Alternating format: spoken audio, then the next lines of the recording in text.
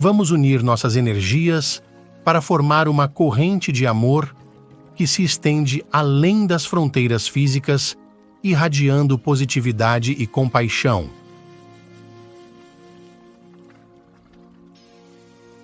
Existe algo chamado de gênio no ser humano. Existe uma competência aqui que é capaz de fazer o que a natureza fez ao longo de 1 milhão de anos, assim, durante uma tarde. Se houver o esforço necessário, você pode fazer disso um processo consciente. Se você criar a situação necessária, o sucesso é coisa garantida para essa pessoa.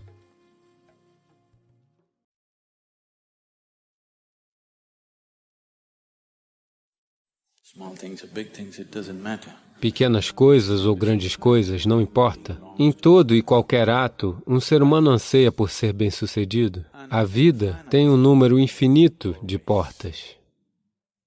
Se você for muito dedicado, você abrirá algumas delas. Se você for brilhante, você abrirá muitas delas. Mas se você for verdadeiramente vibrante, então elas se abrirão para você. O processo para ser bem-sucedido torna-se tão complexo para as pessoas que o motivo pelo qual elas estão trabalhando para isso fica, em geral, completamente esquecido e elas começarão a desenvolver conceitos de sucesso, todos os tipos de conceito. O que é ser bem-sucedido? Posso contar uma piada? Vocês estão tão sérios.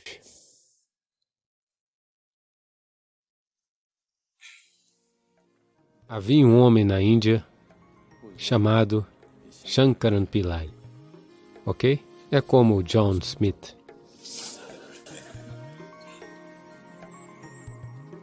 Seu filho veio para os Estados Unidos. Obviamente, um jovem indiano significa que ele é um engenheiro de software. Ele foi para o Texas, Houston, e começou a trabalhar lá. Daí ele se apaixonou por uma mulher branca americana. Ele estava sofrendo porque, no seu país, este relacionamento amoroso é um crime. Ele lutou e relutou até que um dia contou para sua mãe. Daí a mãe informou ao pai e o pai explodiu.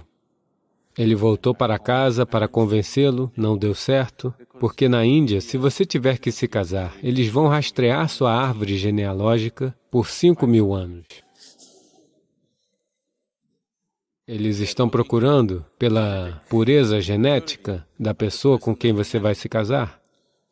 Então, alguém de um outro lugar, uma mulher branca da América, como você pode se casar com ela? O que sabemos sobre a genética dela, de onde ela veio, qual é a descendência dela? Então, sem chance de convencê-lo, ele voltou. E, claro, quando ele voltou, ele se apaixonou novamente e eles seguiram em frente. Então o pai renegou. Shankaran Pillai simplesmente renegou seu filho. Eu não tenho nada a ver com você. Mas os anos se passaram e eles tiveram um menino. E a fotografia do menino, do dia em que ele nasceu, estava no Facebook e a esposa compartilhou no Face dele. E o bebezinho estava crescendo a cada dia e tudo mais. Lentamente, sabe? Você renegou o filho, mas o neto é um caso diferente. Lentamente, em questão de 1, 2 anos, ele se apaixonou completamente por esse bebezinho que ele ainda nem tinha visto. Com o passar do tempo, as pessoas começavam a chegar da América, aqueles que estavam viajando. Ah, você precisa ver o seu neto? Você não o viu? Você precisa vê-lo, esse é o fruto da sua vida. Aos poucos isso o atingiu. Então ele decidiu, ele não vai ver o rosto de seu filho, ele irá para a América e só verá o rosto do neto. Claro que ele não vai nem olhar para aquela mulher branca. Então ele veio para a América e um menino de 7 anos, cheio de energia, eles estão morando num pequeno rancho, ele está para cima e para baixo fazendo todo tipo de coisa. Ele ficou completamente fascinado por esse pequeno garoto. Então um dia este garotinho disse, vovô, venha, vou lhe mostrar minhas habilidades com um arco. Ele o levou para dentro do celeiro e ele foi até o celeiro e lá ele viu 8 alvos. Todos eles com a flecha no centro do alvo. Shankaran Pillai olhou para isso, então ele pensou, Ah, este é o meu neto. Ele pensou em todos os grandes arqueiros lendários da Índia. Sabe, Arjuna e Ekalavya e ele viu o futuro, todas as medalhas de ouro olímpicas caindo do céu. Então ele perguntou, de qual distância você atirou? O menino disse, de 18 metros. O quê? De 18 metros, 8 alvos. Você acertou todos bem no alvo? Como você faz isso? Então o menino disse, vovô, primeiro eu atiro, depois pinto o alvo.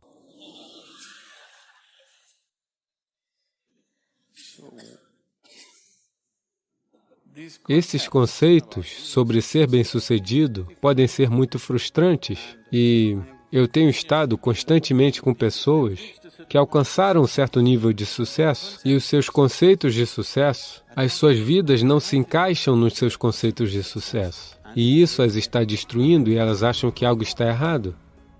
Não está dando errado, elas só melhoram, as situações estão fazendo com que elas prossigam, mas os seus conceitos estão desmoronando, por isso elas sofrem o próprio sucesso. Você verá inúmeras pessoas passando por esse tipo de coisa. Quando nós falamos de sucesso, tenho certeza de que todos vocês já devem estar planejando como alcançar esse sucesso em suas vidas. Vocês fizeram seus planos? Planejar é bom. Mas os planos também podem ficar estancados por coisas porque você planeja com base no que você sabe hoje. Ninguém pode planejar a partir daquilo que desconhece. O seu plano significa somente um exagero daquilo que é hoje na forma de amanhã.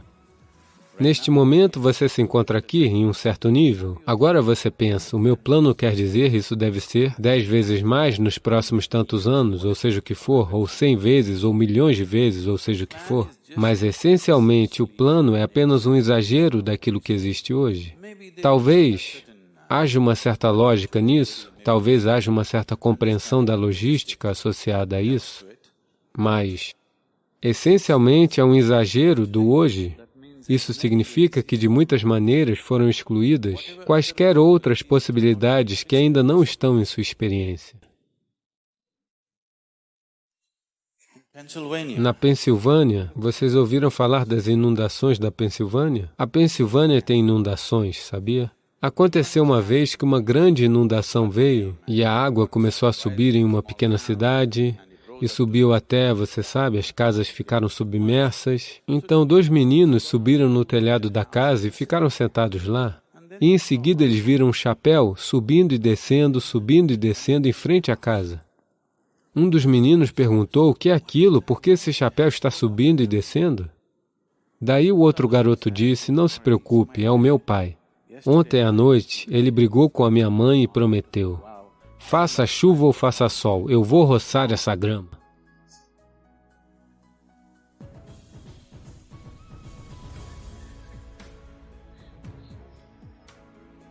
Portanto, os planos podem ser frágeis. É bom ter um plano, mas é mais importante que você tenha um propósito. Se você tem um propósito, os planos vão evoluir, coisas vão acontecer, os planos irão desmoronar, coisas novas surgirão. O que tiver que acontecer, acontecerá. Se você seguir firme um determinado propósito, as outras coisas apenas servirão a este propósito.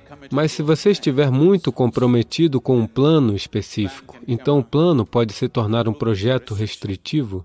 Isso também é uma possibilidade. Não há problema em manter um plano, mas você precisa manter o plano a uma certa distância. Você não deve se identificar com o plano. O processo para o sucesso. Veja, essencialmente, o sucesso é um desejo em todo ser humano. Você pode colocar um pouco de fogo e fazer dele a sua paixão, mas se isso se tornar uma necessidade dentro de você, que você necessariamente precisa ser bem-sucedido, caso contrário você sofreria. Então você está caminhando em direção a um problema sério. Nossas paixões podem se transformar em veneno se nós começarmos a ficar ressentidos por não satisfazer essas paixões.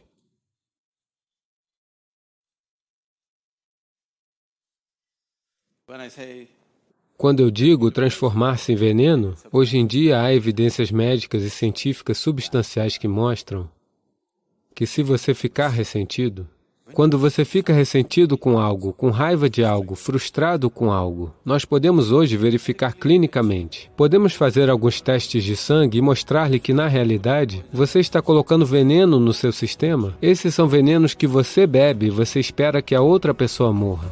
A vida não funciona assim. Se você bebe veneno, você morre, e isso é justo. É muito justo, não é? Se você bebe veneno, você deve morrer. Eu bebo veneno e eu quero que ele morra. Não funciona assim. Portanto, essas emoções sempre afastam a habilidade fundamental. Veja, existe algo chamado de gênio no ser humano. Todo ser humano o possui, todo ser humano o acessa em algum momento da vida. Mas a questão é, com que frequência você o acessa? Essa é a questão. Você foi brilhante uma vez em sua vida. Isso não é bom o suficiente. Você deve ser brilhante o tempo todo, não é? O que é o gênio? Existem muitas maneiras de olhar para isso. A maneira mais simples de olhar para isso é... Quando dizemos inteligência, estamos sempre pensando em pensamento lógico? Não.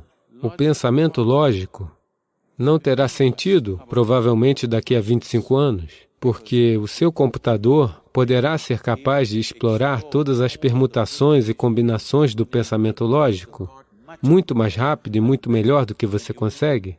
Então, tocar o gênio significa que existe outra dimensão de inteligência dentro de você. O que você comeu no café da manhã? Frango e salada. Veja, ele comeu um frango. Ao longo da tarde, esse frango se transformou em um ser humano. Se você perguntasse a Charles Darwin quanto tempo um frango leva para se tornar um ser humano, ele falaria em termos de milhões de anos. Aqui está. Ao longo da tarde, ele transformou um frango em um ser humano. Portanto, existe uma inteligência aqui, existe uma competência aqui, que é capaz de fazer o que a natureza fez ao longo de 1 milhão de anos, assim, durante uma tarde. A única coisa é que esse é um estado de inteligência inconsciente. O que quer que esteja inconsciente, se houver o esforço necessário, você pode fazer disso um processo consciente. No seu processo consciente, se esta inteligência, se até mesmo uma gota desta inteligência estiver acessível a você, de repente a vida brilhará como se fosse mágica. O que todo mundo se esforça para conseguir, você pode fazer facilmente. Agora, quando eu digo inteligência, as pessoas sempre pensarão nisto. Se você falar em inteligência e pedir a eles que mostrem em linguagem de sinais, eles sempre dirão isto, não é? Eles não dirão isso ou isso ou isso. Porém, uma célula do seu corpo está fazendo mais atividade do que o seu cérebro jamais poderia fazer.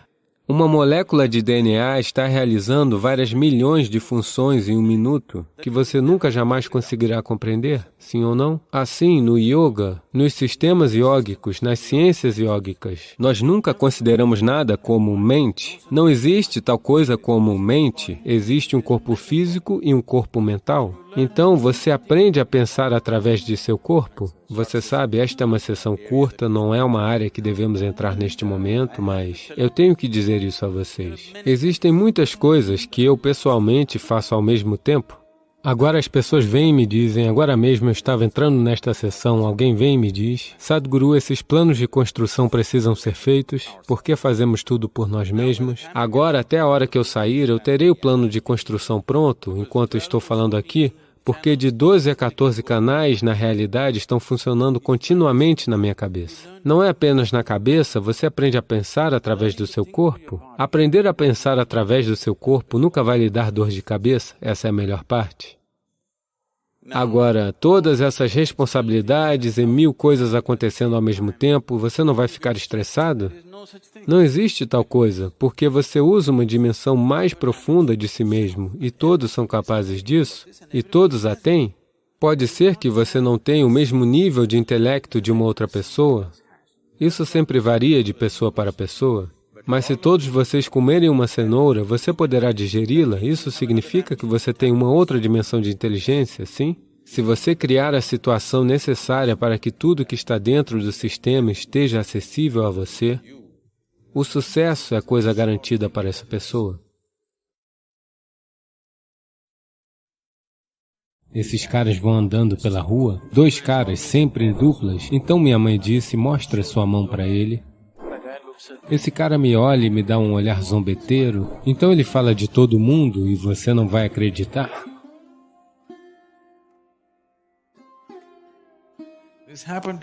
Isso aconteceu comigo. Eu tinha 17 anos de idade. Eu sou um ateu convicto. Eu entrando em um templo ou venerando, ou mesmo fazendo isto, não é somente assim? Não importa. Até mesmo em casa, algum festival, qualquer coisa. Se meus pais estivessem venerando, eu só ficava de pé assim? Não, nunca assim. Não era possível. Vocês todos são melhores do que eu nesse sentido? Sem saber de nada, você faz isso facilmente? Não, eu não. Só assim? Então, eu estava nessa condição. Minha mãe estava preocupada em saber quando a minha irmã mais velha se casaria. Então, 2 caras estavam andando pela rua, vindos do norte de Karnataka. Esses caras andavam pela rua com uma bolsa debaixo do braço. 2 caras, eles andavam sempre em dupla. Então eles estavam andando, daí minha mãe disse, chama esses moços. Eu quero saber quando sua irmã irá se casar. Eu disse, o que esses caras vão lhe dizer? Ela disse, não, você chama. Eu chamei. Então eles vieram. Geralmente na Índia, as mulheres não dão suas mãos para essas pessoas, porque houveram casos em que hipnotizavam essas moças e iam embora. À noite, essa mulher empacotava todas as joias que ela tinha em casa e ia embora atrás dele, sem saber o que estava fazendo. Ela simplesmente andava como se tivesse perdido a cabeça. E ele pegava tudo e ela voltava depois de 2 ou 3 dias acabada. Então a minha mãe disse, mostre a sua mão para ele. Eu estou assim, como mostrar minha mão? Minha irmã quer se casar. Eu que tenho que mostrar minha mão? Bobagem, eu disse, eu não vou fazer nada disso. Ninguém mais está em casa, mostre a sua mão. Eu pensei, ok, agora eu vou acabar com esse cara. E eu mostrei minha mão.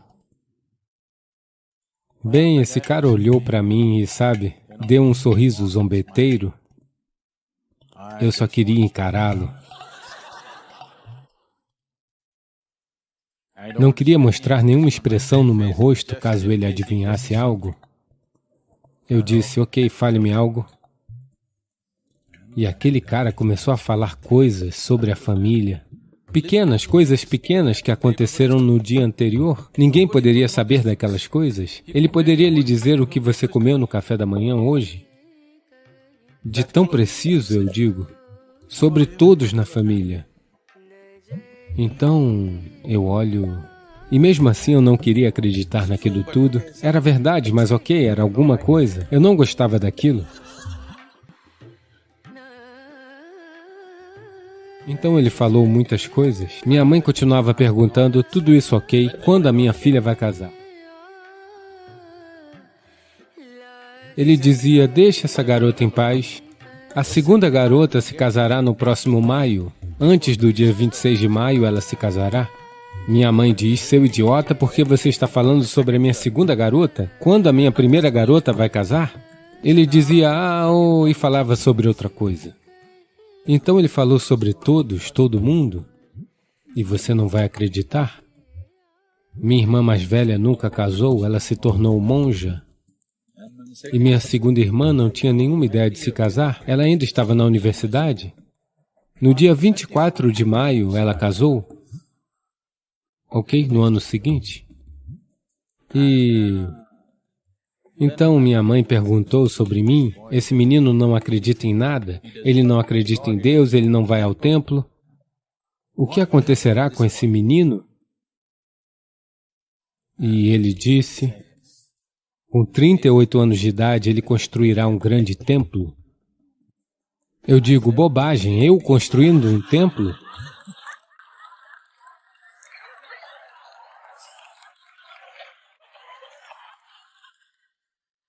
Eu vou construir um templo?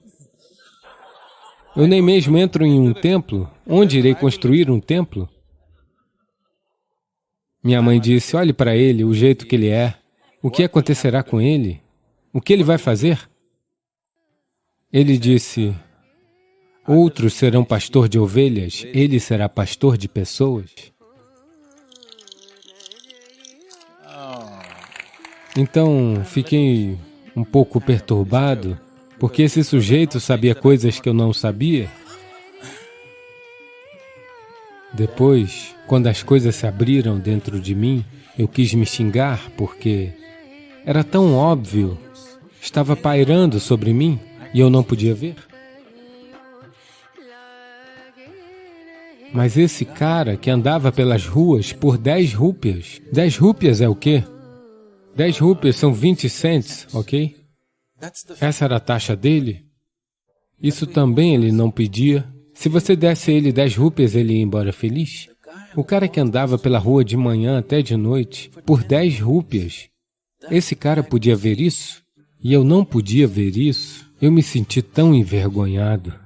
Ah, meu Deus, olha isso. Esse é o nível de inconsciência, entende? Isso é fato com toda a humanidade. Esse é o nível de inconsciência que está pendurado bem aqui. Você não consegue ver? Um cara que está andando pela rua por 10 rúpias por dia, ele consegue ver. Então, a vida não é da maneira que você pensa, ela é da maneira que é. Seu esforço deveria ser de enxergá-la da maneira que ela é, sem tirar conclusões, isso está certo, isso está errado, por que não assim, por que não assado. Apenas veja-a do jeito que ela é. Somente quando você enxergá-la do jeito que ela é, você abrirá os portões da vida e além.